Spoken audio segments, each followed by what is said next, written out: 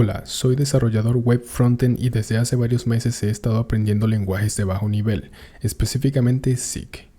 Esta es mi primera vez lidiando con el manejo de memoria manual, así que en este video voy a explicar un poco en qué consiste el manejo de memoria en SIG, los problemas más comunes y sus soluciones. Entonces, primero hay que entender cómo funciona la memoria en la programación.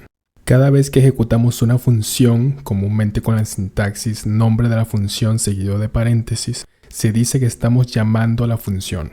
Esa llamada se registra en una estructura de datos conocida como el stack o call stack, que básicamente es una colección de datos apilados. Ahí es donde se guardan los datos que creamos en nuestro código en forma de variables.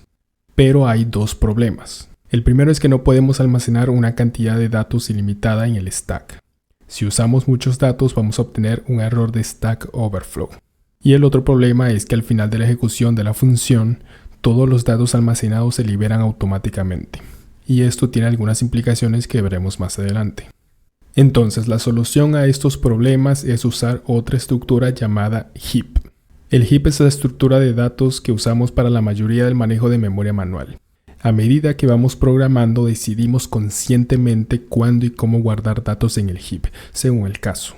Y en SIG esto se hace con allocators, estructuras de datos que nos ayudan con el alojamiento de los datos en el heap y nos devuelven punteros al nuevo espacio en memoria. Cada vez que queramos manipular grandes cantidades de datos, vamos a usar allocators para guardar los datos en el heap y manipularlos a través de punteros.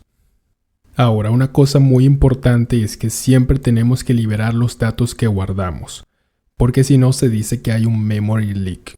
Es normal que con el tiempo el programa vaya usando cada vez más memoria mientras más operaciones hace, pero los datos que no se necesitan se tienen que ir liberando poco a poco, y al final toda la memoria usada tiene que ser liberada.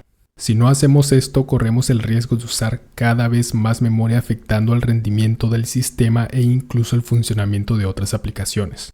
Es por eso que en desarrollo a bajo nivel se le da mucho énfasis a los memory leaks, y con el tiempo se han desarrollado estrategias para manejar esto. En el caso de SIG, los allocators se usan para centralizar el alojamiento de la memoria y con el método dinit se libera toda la memoria de ese allocator en ese instante. Este método se suele usar al final de las operaciones para evitar problemas que ya explicaremos. Y como los programadores somos humanos y se nos olvidan las cosas, en SIG puedes usar la palabra reservada defer para automáticamente ejecutar cierto código al final de una función. Esto es muy conveniente porque sin importar dónde y cuándo termine la función, el defer siempre se va a ejecutar al final. Y esto reduce un poco la complejidad del manejo de memoria. Entonces, los allocators son herramientas muy útiles que nos ayudan a prevenir el Stack Overflow, aunque su rol no se limita solo a eso. Pero primero hay que entender cómo funcionan los punteros.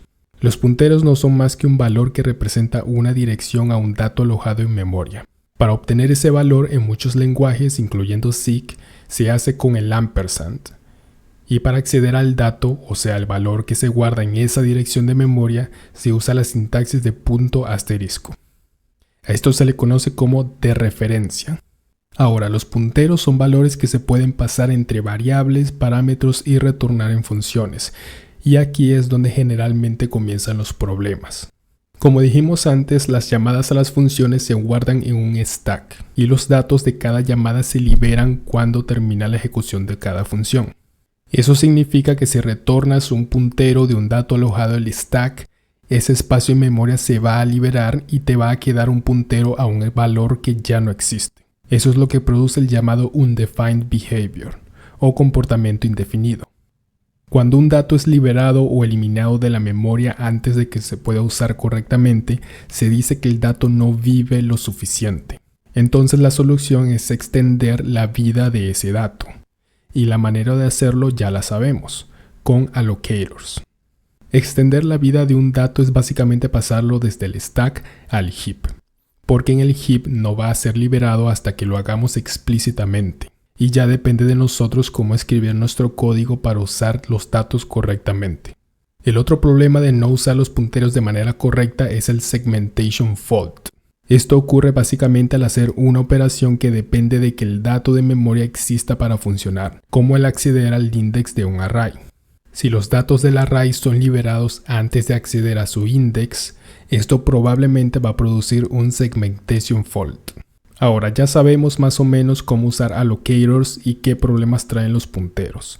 Vamos a ver algunos casos que nos pueden dar problemas y qué soluciones podemos usar.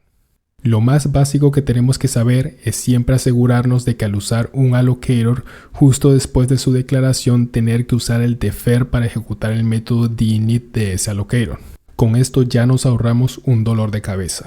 Si necesitamos un control más complejo de la memoria, podemos tener varios allocators. Uno para datos de más largo plazo, de los cuales todo el programa dependa, y otros allocators para operaciones a más corto plazo, con datos que no necesiten vivir tanto tiempo.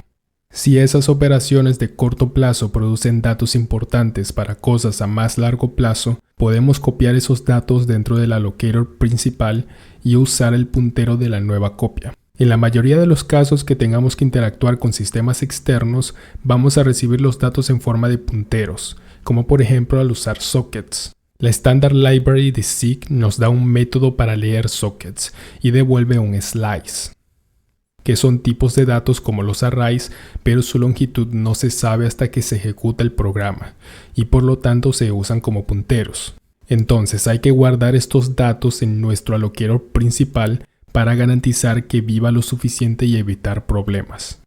Y por último, si estamos usando strings en forma de slices y sabemos de antemano que algunos strings siempre van a tener un tamaño fijo, podemos intentar convertir el slice en un array. El beneficio de esto es que los arrays en SIG se pasan entre variables por valor, no por referencia como los slices. Así que si hacemos esto, podemos pasar esos datos por todo el programa sabiendo que siempre vamos a trabajar con copias, sin riesgo de comportamiento indefinido o segmentation fault. Eso fue todo por este video. Muchas gracias por ver y nos vemos en la próxima.